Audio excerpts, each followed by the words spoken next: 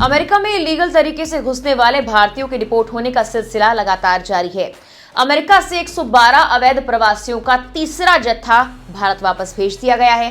एक बार फिर हथकड़ियों और बेड़ियों में वापस आए लोगों ने इस बार खुद बताया है कि क्यों उनके हाथ पैर बांधे गए। कुछ लोगों की तो पगड़ी तक उतरवा ली गई। इस जत्थे में कौन से राज्य के सबसे ज्यादा लोग वापस आए, इन लोगों ने क्या कुछ बताया है। ट्रंप के दूसरे कार्यकाल के शुरू होने के बाद कुल मिलाकर कितने भारतीय प्रवासियों की वापसी हो चुकी है, बताएंगे सब कुछ आपको इस वीडियो में। नमस्कार, मेरा नाम है मेघना सचदेवा और आप मुझे देख रहे हैं लोकमत हिंदी पर। सबसे पहले आपको हम ये बता दें कि अमेरिकी वायुसेना का एक विमान एक बार फिर से इन 112 लोगों को अमृतसर लेकर पहुंचा। इनमें ज्यादातर लोग हरियाणा, पंजाब और गुजरात से हैं। ये तीसरा जत्था रविवार शाम को अमृतसर के गुरु रामदास एयरपोर्ट पर पहुंचा। इन 112 लोगों में 44 हरियाणा, 33 गुजरात, जबकि 31 लोग पंजाब से थे, 2 लोग यूपी के और 1 उत्तराखंड, जबकि 1 हिमाचल प्रदेश से था। सुरक्षा एजेंसियों ने अमेरिका से वापस आए इन 112 लोगों से कुछ देर तक पूछताछ की और 17 फरवरी 2025 की सुबह उन्हें उनके घर के लिए रवाना कर दिया। हरियाणा ने अपने यहाँ के लोगों के लिए एक बस भेजी हुई थी।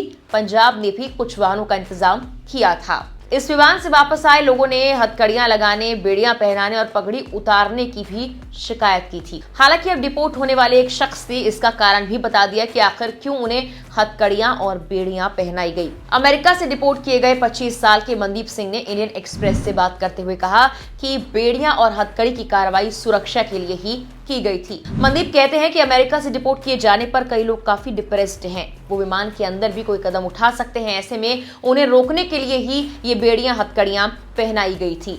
मनदीप कहते हैं, हमें भी हथकड़ी और जंजीरों से बांध दिया गया था, ठीक वैसे ही जैसे 5 फरवरी को भेजे गए लोगों के साथ किया गया था। हम लगभग 66 घंटे नरक जैसी स्थिति में रहे, लेकिन ये डिपोर्ट हो रहे लोगों की सुरक्षा के लिहाज से ही था, क्योंकि कोई दूसरों की मनोस्थिति का अंदाजा नहीं लगा सकता और डिप्रेशन में कुछ भी हो सकता है। मनदीप कहते हैं कि डिपोर्ट किए जाने के बाद हमारी मानसिक हालत ठीक नहीं होती। हम में से कई डिप्रेशन में होते हैं। इस तरह का डिप्रेशन न सिर्फ हमारे लिए बल्कि विमान में मौजूद सभी लोगों के लिए खतरा बन सकती थी। इसीलिए किसी नुकसान से बचने के लिए अधिकारियों के पास हमें बेड़ियों से बांधने के अलावा कोई और विकल्प नहीं था। वहीं पगड़ी उतारने को लेकर भी एक सिख युवा ने सच्चाई बताई है।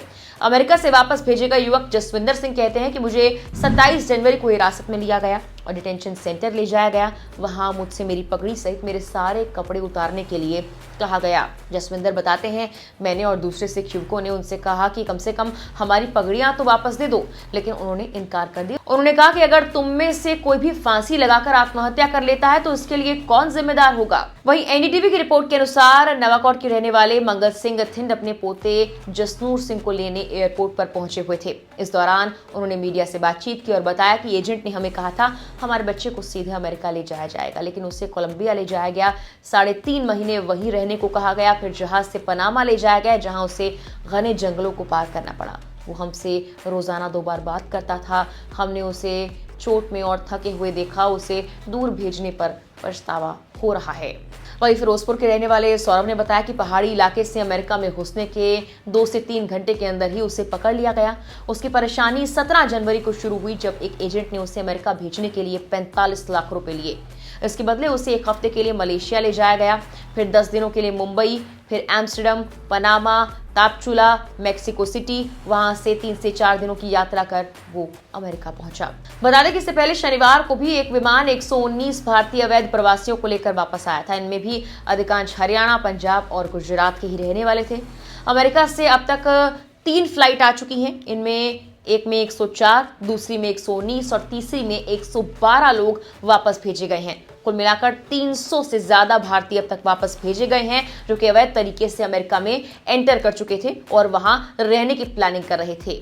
अभी आने वाले वक्त में और ज्यादा अवैध भारतीय प्रवासियों की वापसी होने की आशंका है। ये डिपोर्टेशन चलती रहेगी, क्योंकि ट्रंप ने साफ तौर पर अपने दूसरे कार्यकाल की शपथ से पहले ही कहा था कि ये अब तक की सबसे बड़ी डिपोर्टेशन होगी। फिलहाल के लिए इस वीडियो में इतना ही।